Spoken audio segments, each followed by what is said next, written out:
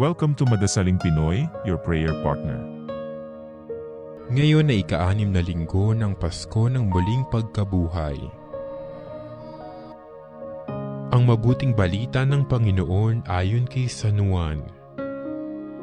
Noong panahong iyon, sinabi ni Jesus sa kanyang mga alagad, "Ang umiibig sa akin ay tutupad ng aking salita.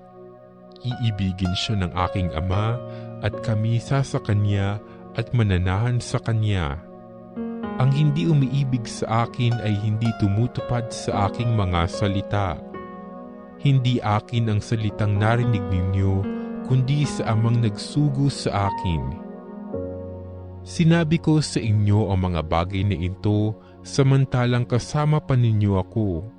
Ngunit ang patnubay, ang Espiritu Santo na susuguin ng Ama sa pangalan ko, ang siyang magtuturo sa inyo ng lahat ng bagay at magpapaalaala ng lahat ng sinabi ko sa inyo.